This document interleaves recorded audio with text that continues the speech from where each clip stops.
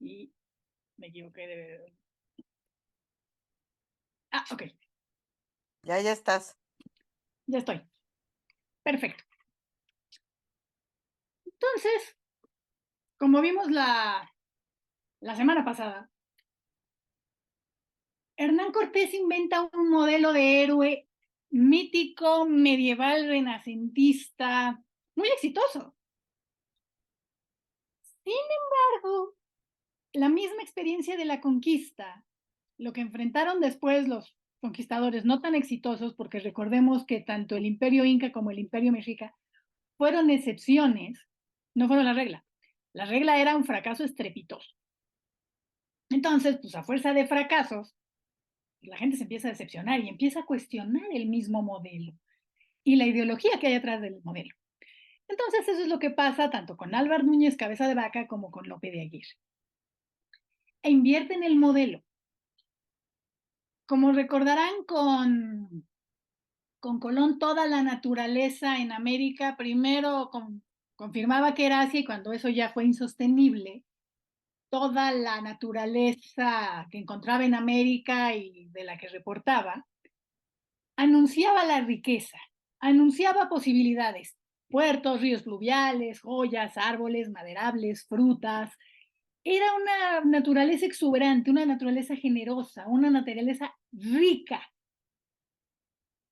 Y bueno, cuando llegan los Cortés y sus hombres a México, pues es Veracruz, los volcanes, el Valle de México, sigue siendo esa naturaleza no manejable, pero no sobrehumana, no fuera de, o sea, no fuera de este mundo. Y si bien tanto Colón como en la Carta de Jamaica ya empieza a notar rasgos de este segundo tema, de este tema del fracaso, lo capotea porque está comprometido, ¿no? Y dobla la apuesta con Colón. Cortés, con su expedición a Honduras, a las Cibueras, no es tan exitosa, regresa un poco con la cola entre las patas. De hecho, a Cuauhtémoc lo matan en Honduras, no en la Ciudad de México, se lo llevan junto con otros caciques, junto con otros 3 caciques, como entre forma de controlar a los del centro y para no perderlos de vista, y la justificación para matarlos fue que estaban rebelándose. Se empiezan a ver visos de fracaso, o ya no es tan automático de vine, viven, sí, la providencia prohispana, pero son pinceladas dentro de un discurso en términos generales heroico, glorioso, victorioso, que no duda. Álvaro Núñez Cabeza de Vaca no tiene, bueno, ni Lope de Aguirre, por supuesto, ninguno de ellos tienen esa posibilidad, porque ellos no tienen ni un atisbo de éxito. Eso les da fatal. Entonces, aquí, en contraposición a esa naturaleza exuberante, rica, fértil, la naturaleza ya es hostil.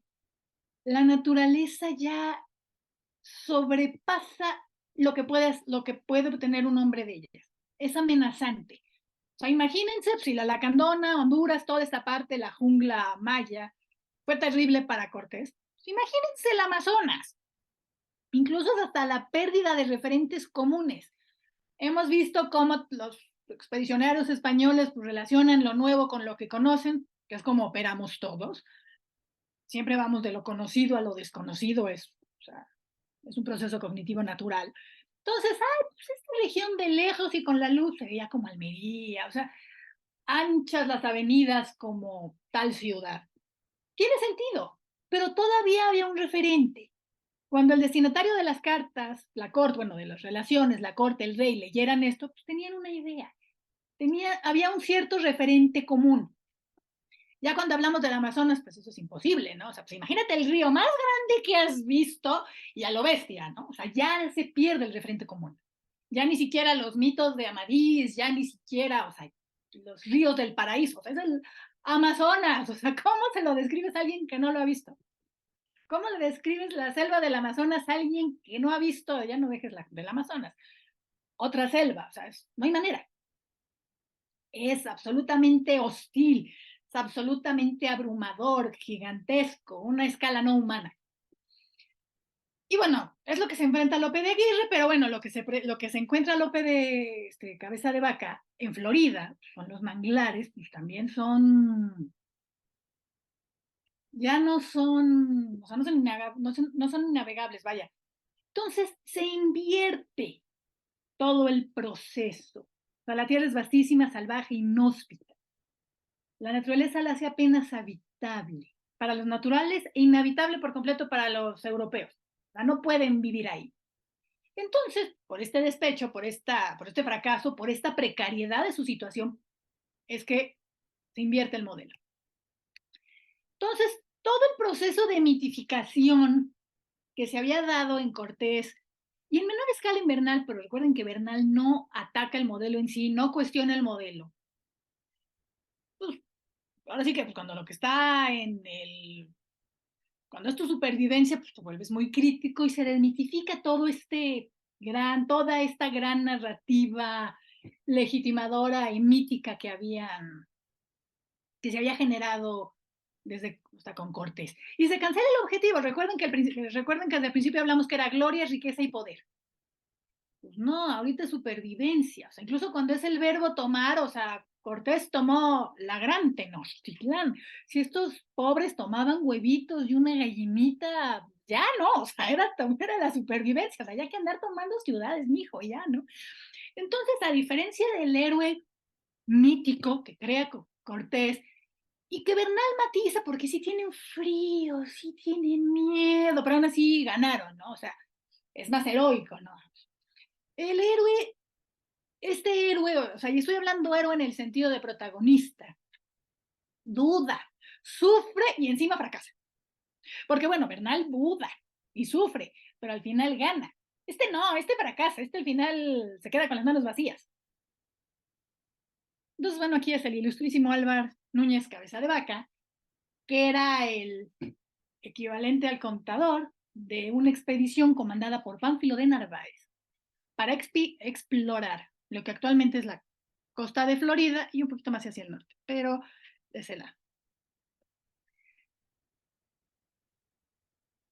Entonces, pero bueno, bueno, les va de la fregada, terminan naufragando, la historia se llama Naufragios, o sea, ya no es la historia de la conquista, ya no es una carta de relación, ya no es una historia verdadera, o sea, es naufragios, fracasos. Y bueno, le escribe a Álvar Núñez porque considera que en su posición de contador pues, tiene que dar cuentas, que no hay nada más que contar, es lo único que les queda para darle al rey es contar lo que pasó. Lo único que le puede ofrecer Cabeza de Vaca como tesorero y como de valor al rey es la historia de lo que le pasó. Y que sobrevivió, pues. Entonces, si bien en Álvar Núñez Cabeza de Vaca hay un proceso de desmitificación y de inversión del modelo, no, sigue habiendo una ficcionalización. Con Cortés y con Bernal hay un claro proceso de ficcionalización.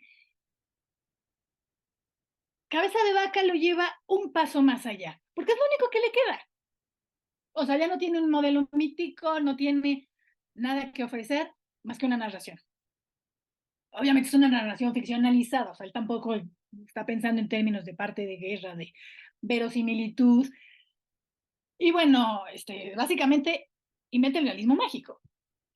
¿Qué hace Cabeza de Vaca? Lo que hace Cabeza de Vaca es crea una historia de círculos concéntricos. Al principio y al final, o sea, al principio es una narración cronológica. Tal día partimos de tal lugar y llegamos y 3 días, o sea, hay cierto orden. Hay una cronología. Partimos tal día, 3 días después, una semana. Cuando empiezan los problemas es pues unos días después. Tan... Pero ya empieza a ser más impreciso. Pues unos días después o después de que... Y ya la referencia ya no es calendárica, ya es más pues, cuando llegamos a tal punto o tal persona se fue. Después empieza a manejar un tiempo cíclico. Ahorita les explico por qué es el tiempo de los indígenas, de los recolectores, que pues van de un punto al otro buscando el alimento en sus temporadas. Cabeza de Vaca vive con los indígenas una larga temporada.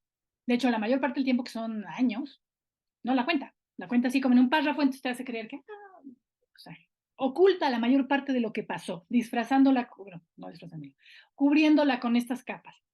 Después, Cabeza de Vaca regresa a la civilización, encuentra a los españoles, entonces vuelve a contar el tiempo a partir de referencias occidentales, ¿no? Días, o sea, ya no son los ciclos del alimento. Y termina contando esta historia. Pero al inicio, toda esta historia que, bueno, se podría entender esta estructura, pues sí, o sea, vas del orden de la expedición, al caos del naufragio, a los ciclos de la supervivencia, y luego otra vez de vuelta el ciclo en sentido inverso. Sin embargo, al principio cuenta que en Cuba, antes de partir, una mora de hornachos predijo que esos hombres iban a morir, que toda esa expedición no iba a llegar. Tan es así, las mujeres les creyeron, tan les creyeron que por aquí se fueron y por acá se casaron. De hecho, antes de partir hubo un huracán que los barcos que tenían preparados los llevó lejísimos y casualmente los llevó a las costas de Florida. Era como, se estaban burlando de su destino. No olvidemos que el comandante de esta expedición era Pánfilo de Narváez. Pánfilo de Narváez es uno de los personajes más interesantes de toda esta época de la conquista, de las conquistas españolas en América.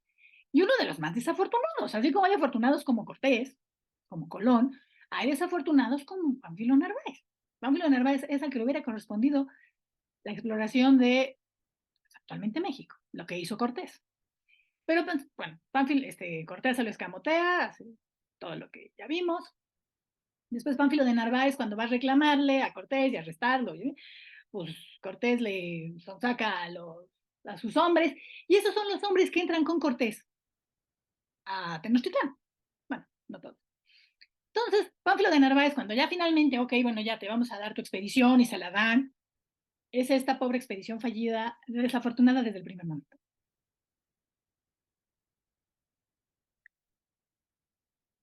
Entonces, y Álvar Núñez se da cuenta de eso, reconoce el modelo. Entonces,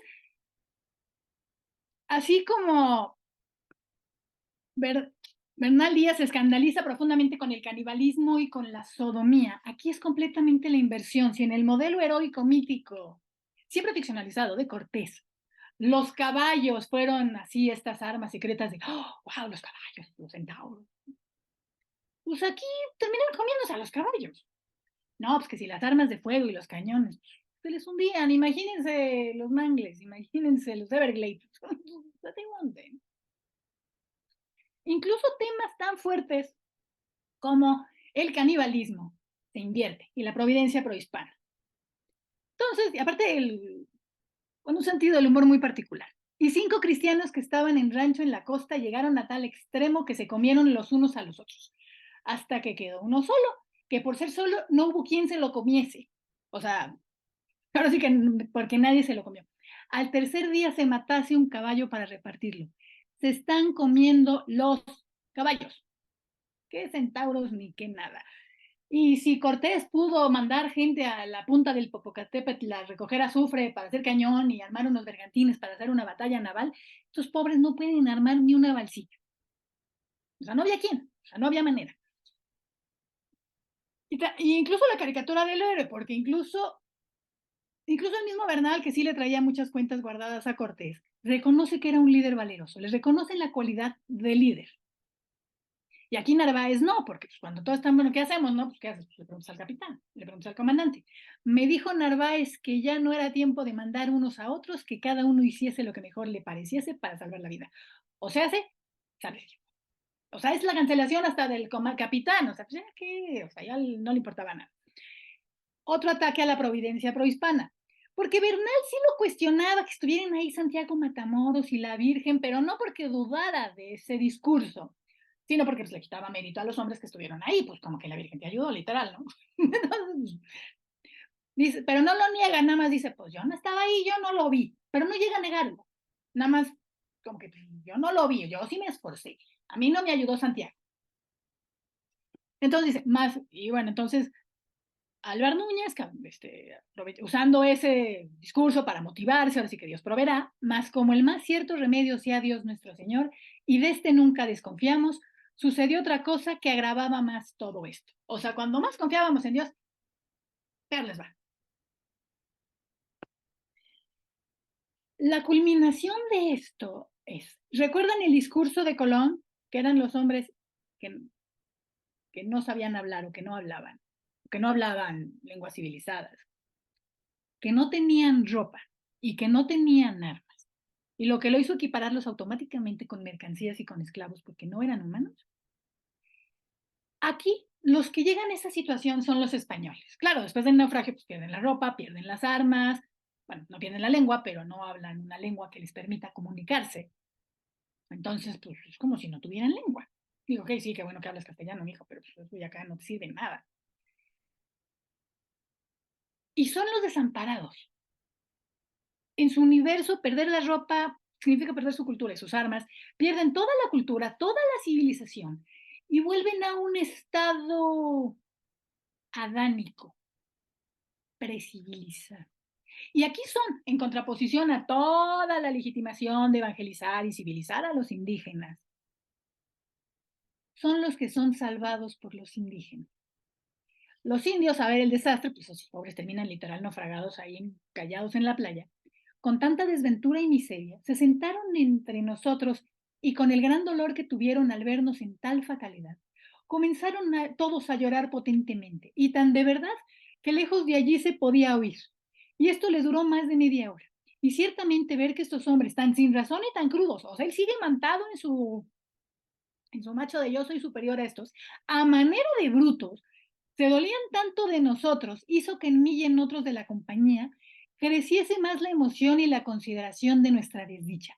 O sea, a pesar de que están amolados, encuerados, naufragados, perdidos, todavía estos tan brutos, pues están en el punto de, no, pues si estos brutos se compadecen de mí, es que sí, de plano estoy muy amor.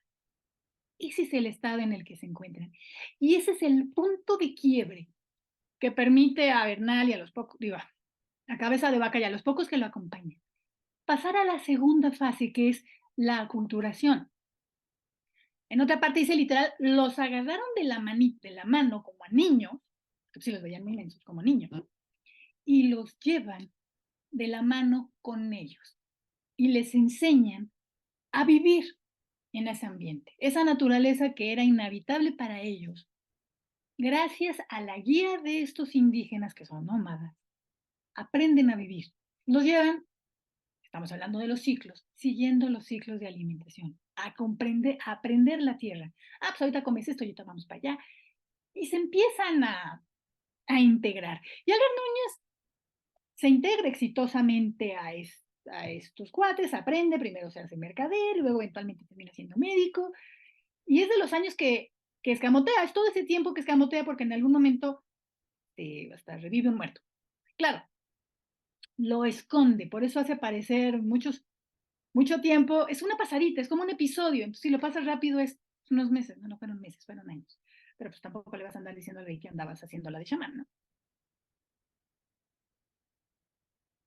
Y eso es lo que está oculto en el centro de su narración, que pasa muy rápido, lo dice rápido, pero es lo más cercano a una aproximación antropológica a las culturas amerindias, porque se hace desde una igualdad, no se hace desde la superioridad moral de Sagún, que si bien fue un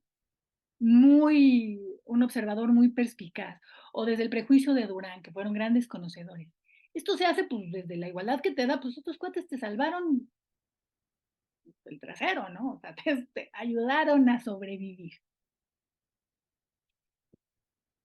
Entonces, o sea, esto es lo que hay atrás de esta historia, ese cinismo, ese desencanto, esa desmitificación. Pues, este cuate, su cortés y su heroísmo, pues no, mijo, o sea, esto no aplica aquí.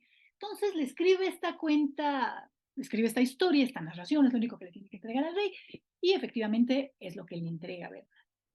Ay, dale con Bernal, no, Álvaro Núñez, Cabeza de Vaca.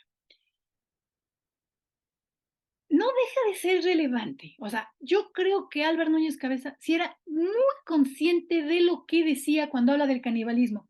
que lo disfrazó con humor, con una gracejada, y escribe las cosas como diciendo, pues las pongo, pero a ver si se te resbalan y no las ves. Es el hecho de que aquí los que cometen canibalismo sean los españoles y los escandalizados sean los indígenas. No es tanto una relativización cultural, sino es como que es completamente la inversión. O sea, el canibalismo fue junto con la sodomía, que traía Bernal azotadísimo, fue una de las justificaciones de la guerra y de la esclavización de los indígenas. Son caníbales, ¿qué esperas de qué? O sea, estoy justificado. Entonces, o sea, porque aparte ponían entredicho a la misma naturaleza humana de quienes lo cometían. Por eso el canibalismo entre españoles es una de las últimas etapas de este proceso de deshumanización donde tienen que, ahora sí que tocar fondo para volver a perder todo, literal todo, para volver a levantarse como hombres nuevos aprendiendo y es lo que les permite sobrevivir. O sea, lo que está atrás de la historia de Bernal, ay, dale, es de cabeza de vaca, es esto, este proceso, alejamiento de Occidente, de la cultura hegemónica, de lo correcto, el cristianismo, esa sobrevivencia y luego ese regreso a la civilización, pero ya no es la misma persona. Uno no se baña 2 veces en el mismo río, ya no es la misma persona. Después siguió su carrera y actualmente terminó en Buenos Aires, pero ya no podía ser la misma persona. O sea, ya había sido chamán, ya había revivido un muerto, bueno, si le queremos. O sea, estas son experiencias que ya no puede ser la misma persona.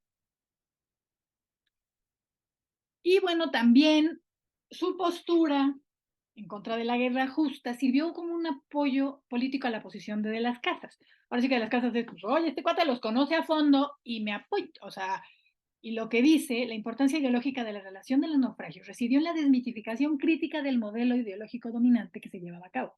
Al cuestionar todo esto, pues le estaba dando municiones a Bartolomé de las Casas, que era un crítico acérrimo de toda la expedición, y especialmente de Cortés. Su importancia política derivó del apoyo decisivo que este proceso de desmitificación presentaba a toda la corriente de pensamiento crítico que, encabezada por las casas, cuestionaba y socavaba activamente todo el modelo de conquista y exploración del Nuevo Mundo, que se apoyaba sobre dicho modelo ideológico. De las casas es uno, o sea, desde el otro lado de la trinchera que empieza también a cuestionar el modelo, este modelo inventado y personificado por Cortés. Por eso les digo, o sea, no es, o sea, en el siglo XVI ya lo cuestionaban duramente, la historia de las Indias, la historia brevísima de la destrucción, de las casas fue un gran crítico, porque aparte estuvo presente en muchos momentos, estuvo en el Caribe, acompañó a Cortés, acompañó a, o sea, estuvo muy presente. Y uh, aquí el carácter literario de la obra de Cabeza de Vaca, no sé qué tan consciente haya sido, pero es más clara que en Cortés, y claramente que en Bernal, porque ellos tienen que disfrazar su ficcionalización en un género legalista, porque bueno, sus objetivos son políticos, como ya habíamos dicho, tienen, o sea, quieren obtener, o sea, beneficios políticos y económicos. A Cabeza de Vaca ya está más allá, o sea, ya sobrevivió. Entonces ya no está pidiendo Mercedes, ya no está pidiendo recompensas, porque aparte pues no conquistó nada, ¿no? Entonces tampoco podría. Entonces ya puede liberarse de ese formato legalista, verosímil, historia verdadera de la verosimilitud y darse vuelo. Entonces, es un carácter literario antropológico, una estructura profética, es lo que les dije, que se empieza con la mora de Ronachos diciendo, estos señores se mueren y las señoras la creen.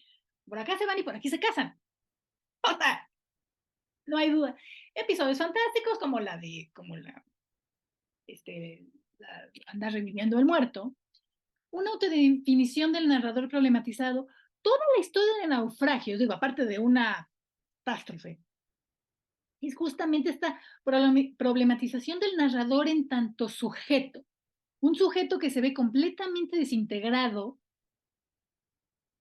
que se tiene que reconstruir. Es el ciclo que les decía, abandono de la civilización, desintegración personal y del proyecto, sálvese quien pueda, y el que se salvó fue porque pues, no hubo quien se lo comiera. Liquidación, ruptura, pues ya no eres conquistador, ya no eres español, o sea, en el momento en que, sí, qué bueno que eres español, ¿qué te va a servir?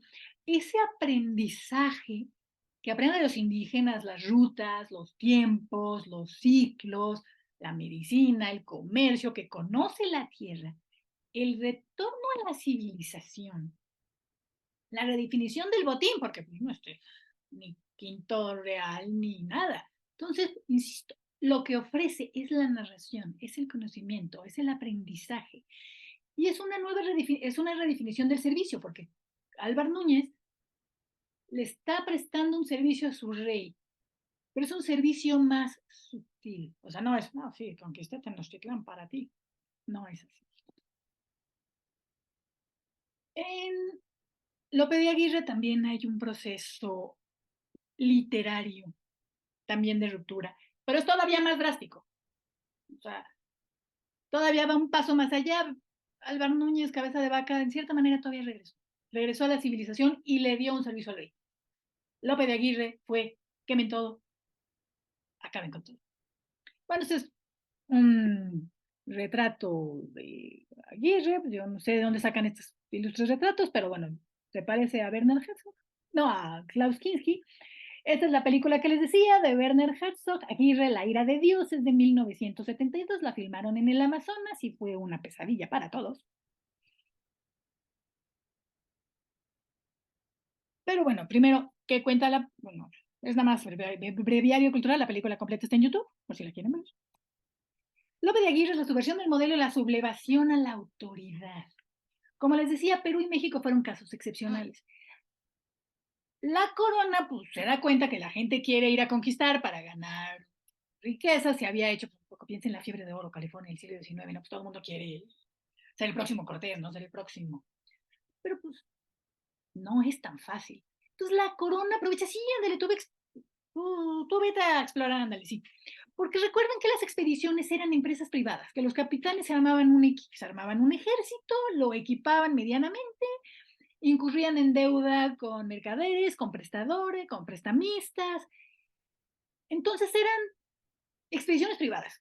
Por eso se justifica todo lo que hace Cortés, porque está pidiendo un retorno de inversión y todos los conquistadores exitosos. Pues ahora imagínense, señores, exitoso. Estás en deuda y estás fracasado, estás amolado.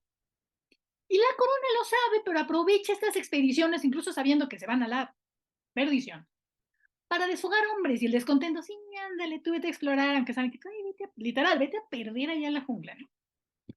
Nuevamente es la naturaleza hostil, la naturaleza inhumana. Y esa conciencia crítica que genera, pues, todo, ¿no? O sea, el fracaso. Entonces, del desengaño de, ay, pues ni del dorado, ni nada, no era tan. Así que el oro, tropezabas con pepitas de oro y joyas, pescabas joyas, piedras preciosas en los ríos. Pues no. Del desengaño viene el desencanto. El descontento generalizado. Perú hubo muchas rebeliones y sublevaciones a partir de 1544. De hecho, se le echaron encima, se levantaron contra el virrey, Gonzalo Pizarro. Y todo surgía de lo mismo, estas expectativas frustradas y fracasos. Porque se dieron cuenta de lo que estaba haciendo la corona, que los estaban mandando literal a su perdición. Entonces, pues a nadie le gusta. Se empiezan a rebelar. Y entonces ya no es la inversión del modelo, es la cancelación del modelo. Bueno, para que se lo imaginen, la expedición de Lope de Aguirre fueron conocidos, bueno, fue dirigida por Pedro de Ursúa, que era un capitán exitoso, era un caso de éxito. En 1560 estaban comisionados para buscar el Dorado y la región de los Omaguas, que eran así, ya saben, estas míticas regiones riquísimas, riquísimas.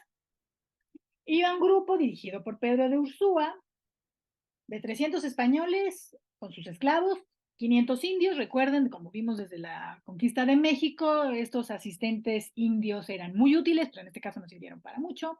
En esta expedición iba Lope de Aguirre con su hija mestiza Elvira, y también iba Inés de Atienza, que era la amante mestiza de Pedro de Ursúa, y que terminaron matando a los. Entonces parten en 1560, van a explorar, van siguiendo la ruta del río Marañón, que es plena cuenca del Amazonas, es la cuenca del Orinoco, es el Amazonas, Entonces van cruzando este río, el río bueno, van siguiendo ese camino. Eventualmente la expedición llega al Atlántico, nada más para que se imaginen la pesadilla. Uf, fue un... Entonces en 1561, poco tiempo después de haber iniciado la expedición, pues los hombres se dan cuenta que pues, los mandaron literal a la perdición, se levantan, se sublevan, derrocan y asesinan a Ursúa, a su amante, Inés de Atienza, y nombran a Fernando de Guzmán, príncipe del Perú, tierra firme y Chile. Y en una completa parodia del rey de España, pero ¿por qué terminan matando? Llegan a la isla Margarita, porque aparte rechazan al rey, rechazan a la corona española, se declaran independientes.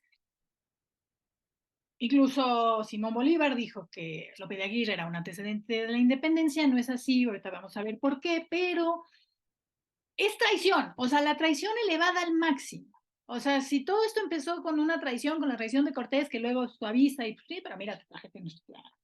Este cuate nada que ofrecer, no le interesa reivindicarse y se subleva.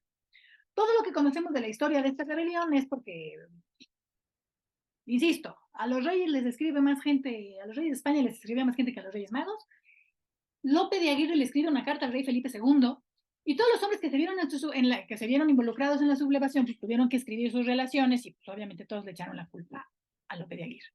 Lope de Aguirre se ve como el loco o como el peregrino, como el visionario. Pero todos centran el liderazgo en Lope de Aguirre lo asume y bueno, fueron castigados, bueno, Lope de Aguirre fue castigado acorde porque la mayor parte pues, sí logró, este loco, teníamos miedo. Tienen que justificar lo que pasó. López de Aguirre fue el líder y fue también el chivo expiatorio, lo mataron, sala sus tierras, o sea, que no quede nada de su legado. Entonces, lo que hay es una desarticulación, desintegración y liquidación de los objetivos místicos, pues, qué dorado ni qué nada, nuevamente como con cabeza de vaca, ¿no? Güey, si encontrabas unos huevitos ahí y unas frutitas y te podías alimentar, ya la hiciste. Entonces se redefinen los objetivos de una redistribución igualitaria, porque había este rencor contra los grandes capitanes que eran muy recompensados y la tropa no, que es un poco un eco de lo que pasó con Cortés y Bernal, ¿no? Oye, a este cuate le dieron el Marquesado del Valle y yo estoy en Guatemala y no me han dado nada. Pero eso llega al el siguiente paso, que es la secesión y la ruptura. No, pues ya no quiero nada de ti, ya no vaya, ni siquiera. Cortés y Bernal nunca dejaron de ser leales al rey de España. Todo el discurso de Cortés se basa en que siempre fue leal y que tuvo el mejor interés de la corona en mente. Si bien técnicamente sí desobedeció. Aquí ya es la secesión, es la ruptura, ya la República Independiente, príncipe del Perú, tierra firme y Chile, somos independientes, somos nuevos, somos... Porque se dan cuenta de la inviabilidad del discurso ideológica, social y económicamente dominante, el del rey vasallaje, el discurso que venía manejando Cortés. Nuevamente el Cid, Dios qué buen vasallo si hubiese buen señor. Un buen rey no les hace eso a sus vasallos, no los manda a que se mueran perdidos ahí en la inmensidad de la naturaleza. Y justamente es por eso que no se puede considerar que Lope de Aguirre sea un antecedente de la independencia hispanoamericana, porque él da un paso hacia atrás en el tiempo. Él vuelve a este modelo mítico medieval. Entonces ve que todo lo que hay es una degradación, una decadencia de las estructuras políticas. La corrupción, la endémica corrupción, que todos sabemos, acá pero no se cumpla, y la corrupción afectaba a los actores menores, porque eran los que no podían entrar a ese juego. Entonces, la corrupción, como esta decadencia de las estructuras políticas. La desintegración de la relación de vasallaje. Pues sí estoy traicionando al rey, pero el rey nos traicionó primero a nosotros. O sea, ese es el desencanto, ese es el enojo, esa es la furia. De ahí vienen las sublevaciones en Perú contra el virrey, bueno, que es el representante de la autoridad de la corona. Y todo esto lo explica Lope de Aguirre a partir de una degeneración de los valores ideológicos. Para Lope de Aguirre, las cruzadas, como con Colón, eran como el epítome de la civilización cristiana, del guerrero, del vasallo. Y lo que ve Lope de Aguirre es que todo eso ya se perdió, que ya no hay esos valores. A eso súmele que ya pasó Lutero, la Reforma, entonces es literal el acabose. Entonces, su modelo es una España medieval guerrera cruzada.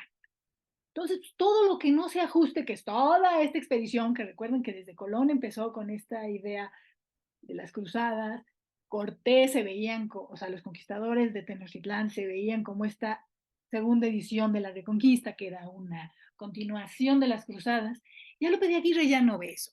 Ya no hay los valores ideológicos, el rey los abandonó, las estructuras políticas están corruptas, están desintegradas. Entonces, se acaban todas las contenciones que pudieron haber tenido, bueno, que pudo haber tenido a Cabeza de Vaca, que no le fue nada bien. Entonces se libera la violencia y la violencia es un medio de intimidación, chantaje, es el miedo. O sea, ya es la pérdida de la civilización entendida como esta cuestión de la política, la resolución de los conflictos. No, que aquí es la ley del más fuerte, la ley de la jungla, literal en la jungla. O sea, es un proceso parecido al de Cabeza de Vaca porque es esta pérdida de humanidad entendida como el hombre civilizado, europeo, occidental, cristiano, caballero, honorable, ¿no? Entonces, es esta locura, es esta desintegración, es esta desesperación.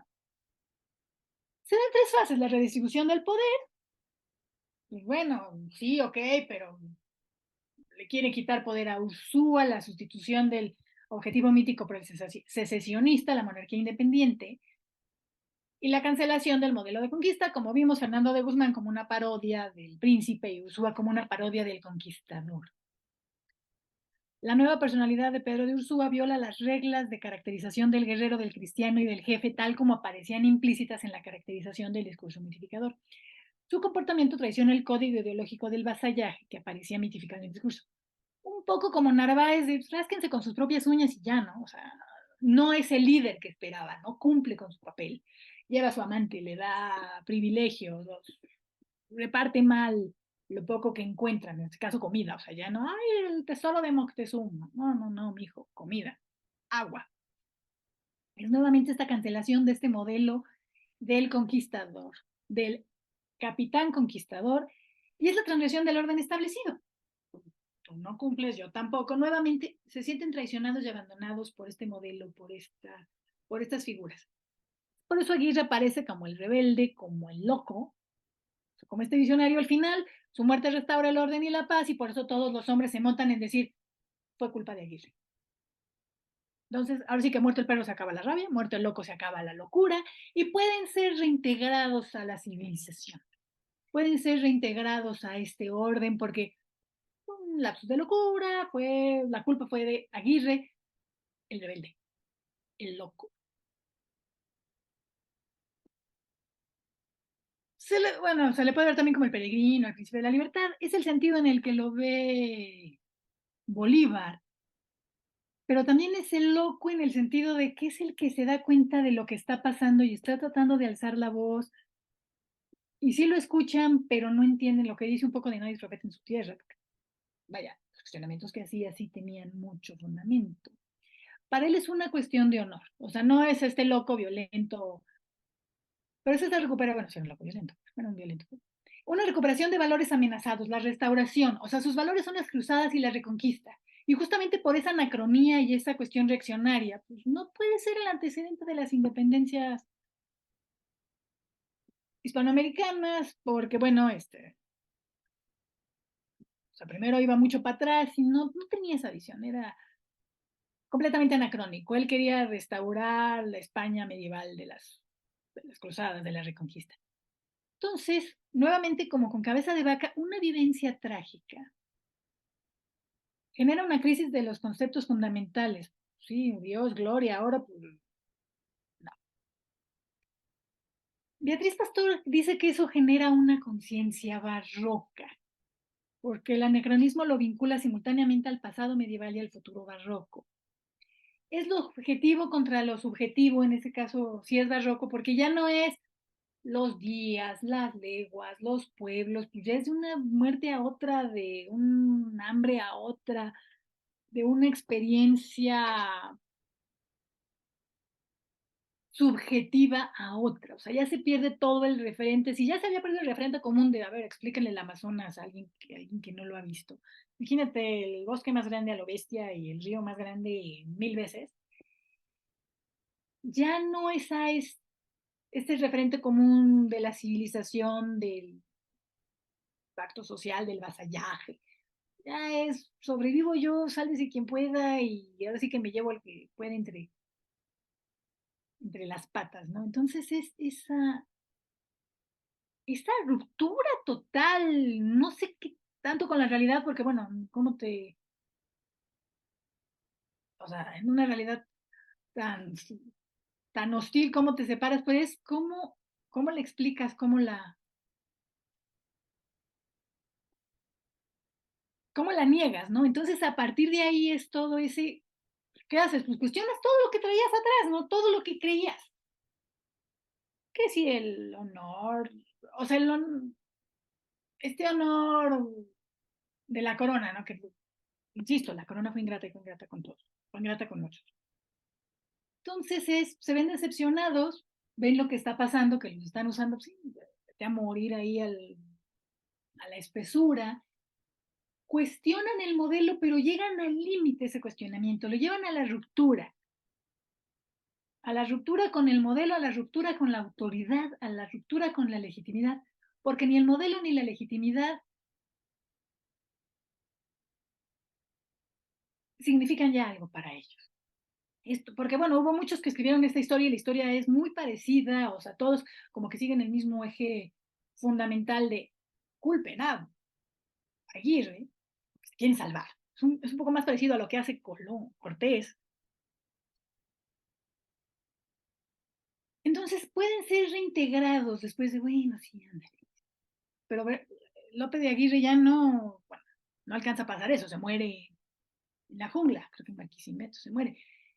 Entonces ya no alcanza a dar ese segundo paso, tal vez estaba ya más allá incluso de esa redención, de ese retorno a la civilización, y eso a partir de ahí ha generado una gran cantidad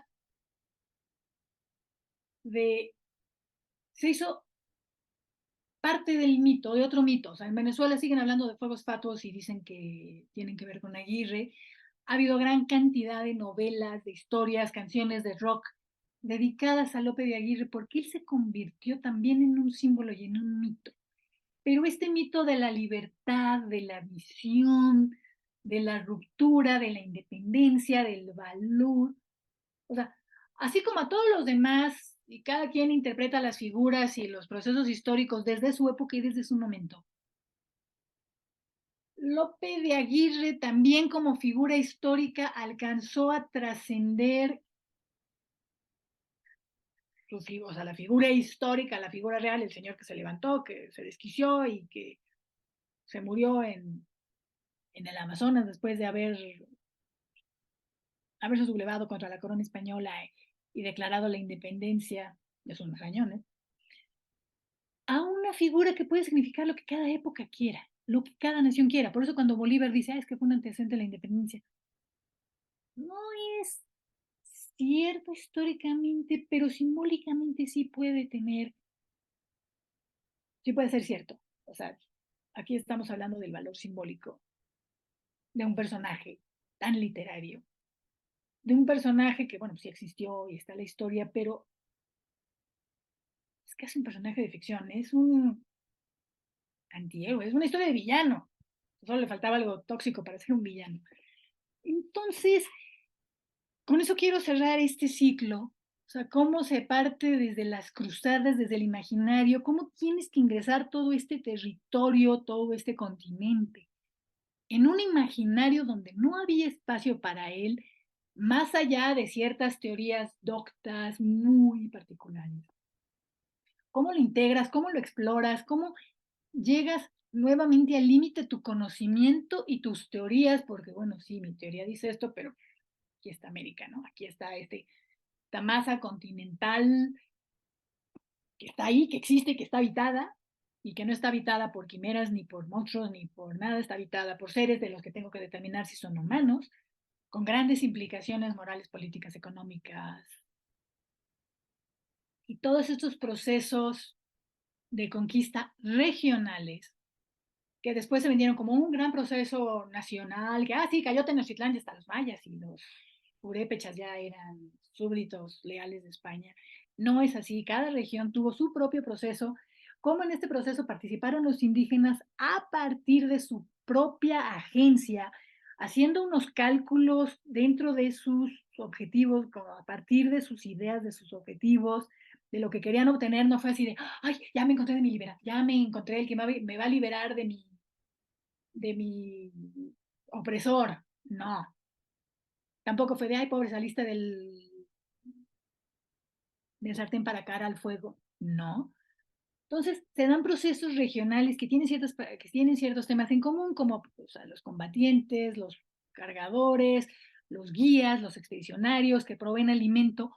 ¿Cómo cuando se pierde esa red, incluso desde Cortés en Honduras, porque pues, ya el idioma no le sirve? Al principio sí, Malinche podía hacer ciertas traducciones, pero después llegan a un punto donde pues ya no les hacen caso o no les importa, entonces ya experimentan el fracaso, ya sus redes de intérpretes, ya sus mismos guías ya no conocen el terreno. Entonces eso también muestra los límites de la estructura que les permitió tomar Tenochtitlán, la que nunca reconoció Cortés, porque pues, no le convenía, porque es el héroe. Pero llega toda esa estructura que le permite tomar Tenochtitlán y hacer negociaciones y tener estos aliados indígenas, pues en Honduras ya no existe. Pues en Florida ya no hablemos, ¿no? Y bueno, del Amazonas, si bien hay poblaciones indígenas, pues no se establecen estas redes, ni de comunicación, ni de negociación, ni de intercambio. Simplemente ya no están, entonces ya se pierde todo este apoyo. Digo, que sí, a Cabeza de Vaca y a los suyos pues, sí los recogieron estos indígenas muy amablemente de la mano y los llevaron, ay, mira, pobrecito, te voy a explicar, por aquí, ven. López de Aguirre y su gente no tuvieron eso. Y sí, llevaban sirvientes indios y llevaban sus esclavos, pero no conocían el terreno, no les podían ayudar, no pudieron establecer esta red porque tampoco había con quién establecerlas, no había ciudades que tomar, entonces es completamente la inversión del modelo en el mismo siglo XVI, vamos de 1519 a 1561, son menos de 50 años. Y en este menos de 50 años era todo este proceso de generación del modelo, matizarlo, invertirlo, destrozarlo, sublevarte contra él. Sin hablar de Bartolomé de las Casas, que también Bartolomé de las Casas fue un gran crítico de todo este modelo, un modelo que legitimó a la corona española, su dominio sobre España. Y entonces, o sea, fue un discurso muy exitoso, pero no dejaba de ser un discurso legitimador y un discurso mítico.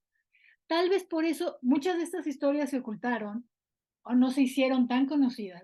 Entonces, bueno, obviamente la más conocida fue la de Cortés, que se publicó incluso, por lo menos las primeras 4 cartas se publicaron poco tiempo después de haber sido enviadas.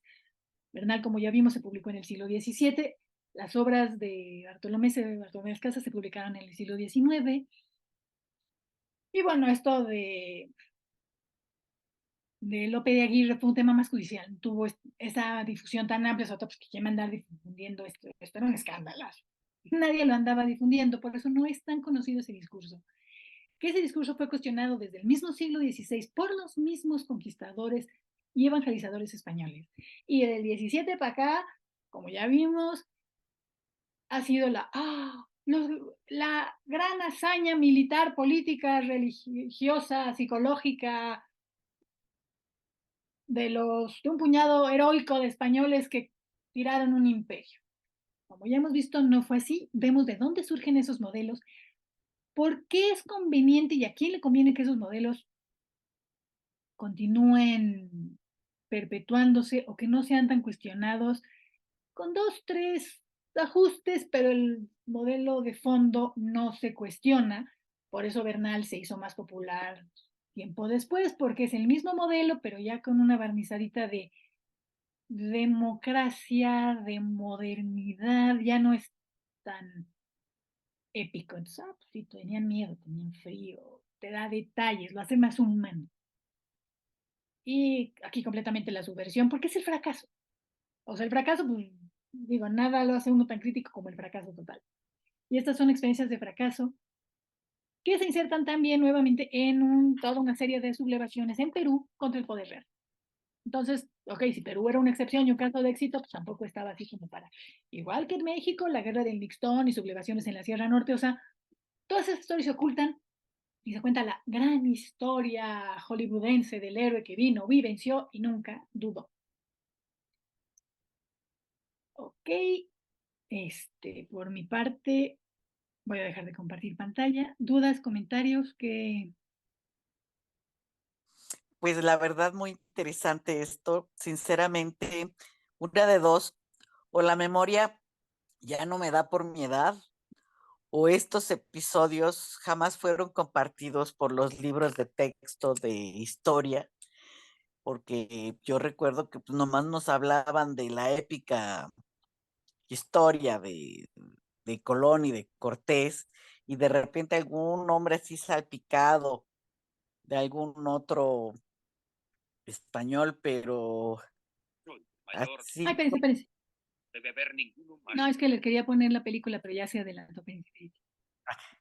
Entonces, sí, definitivamente puedo entender que tenemos, bueno, al menos yo tengo una historia en fragmentos por parte del que tuvo éxito, más no de los que no tuvieron éxito, como ahora lo comentas, ¿no? Y pues yo creo que me voy a buscar algún librito de los que no tuvieron éxito para poder contrastarla. Mira, empieza por Naufragios, la lectura es deliciosa, o sea, pero léelo como una novela.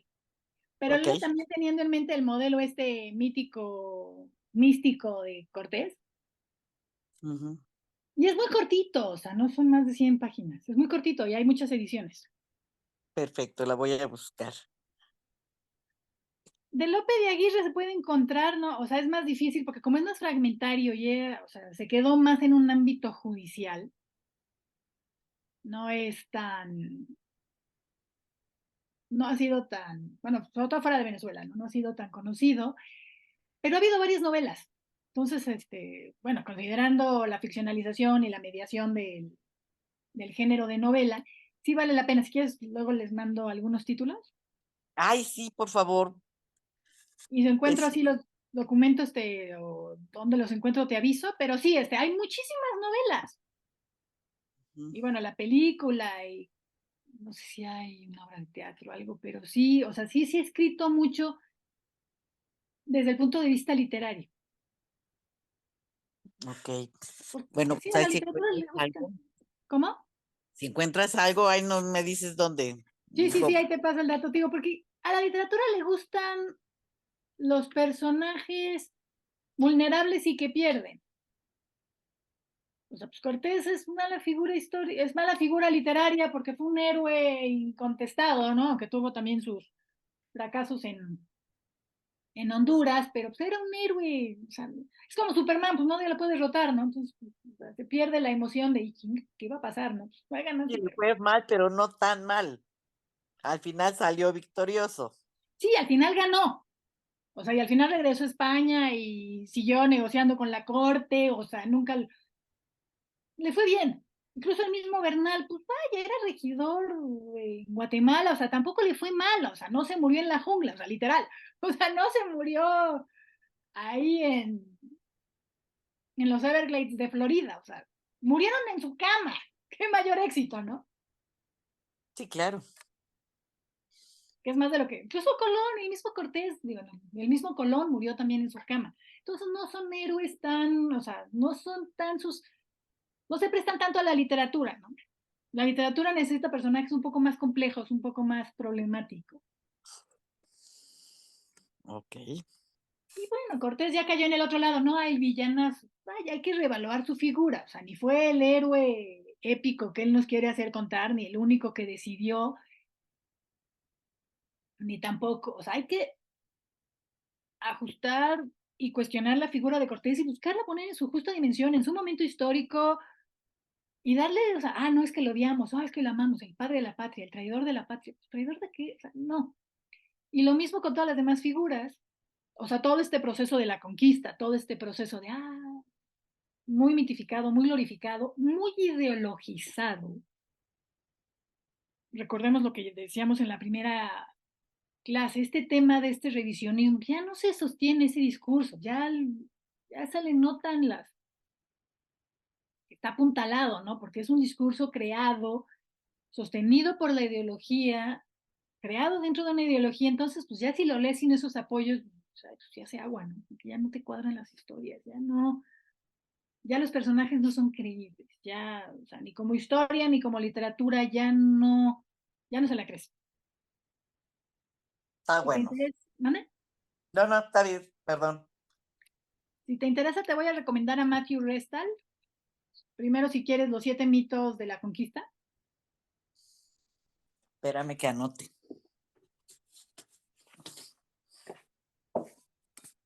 Los 7 mitos de la conquista.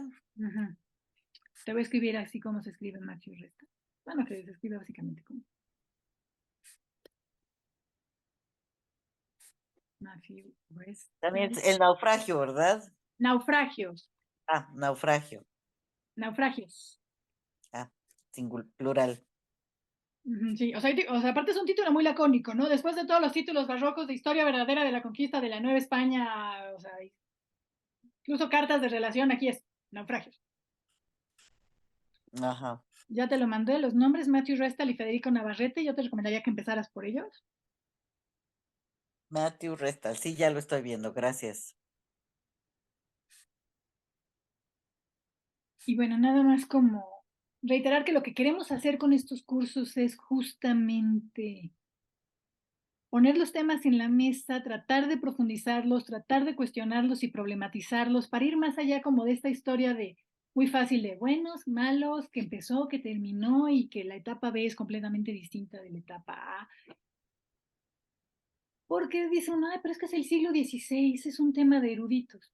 No, seguimos diciéndoles a los indígenas qué son y qué hacer, seguimos sin resolver el tema de su lugar en la nación, sin resolver temas de representación, seguimos odiando a los indígenas, pero también a los españoles, pero nos sentimos herederos de los españoles. O sea, sigue siendo un tema de vigente, porque no lo hemos resuelto, porque no lo hemos procesado, porque seguimos con esta historia de buenos, malos, de estampitas, de telenovela.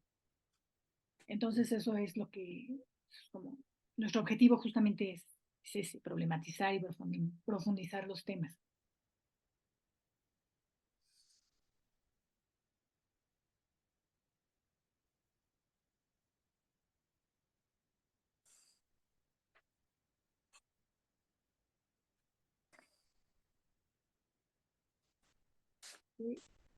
Es un poco temprano, pero si no hay más comentarios o más dudas. Por mi parte, no, Gaby, gracias.